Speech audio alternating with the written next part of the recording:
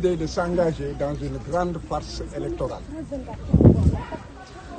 Tout le monde a pu constater que le processus électoral manque non seulement de transparence, mais aussi de probité.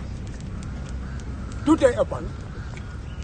Aujourd'hui, les candidats ne peuvent même pas savoir s'ils ont le bon fichier électoral. Personne aujourd'hui ne peut dire quelle est la composante du fichier électoral. Personne ne peut dire comment ont été paramétrées les clés USB qui ont été remises. Et ce qui quand même est révoltant, c'est qu'il est prévu par la loi qu'il y a une commission de contrôle des parrainages. En vous référant à la loi, vous verrez que cette commission est composée aussi du représentant du candidat.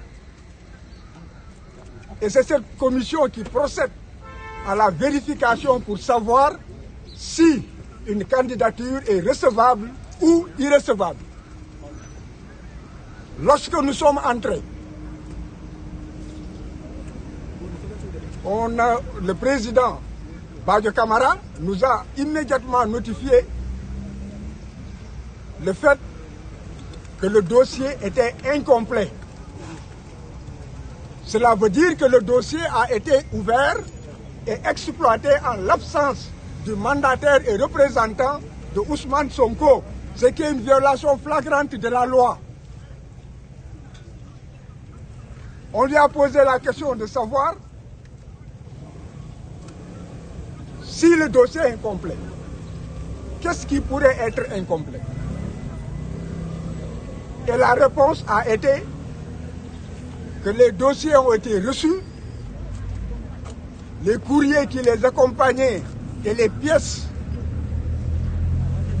annexées étaient aussi reçues, vérifiées par la commission qui a conclu en ce qu'il manquait en fait une pièce, qu'elle était incomplète.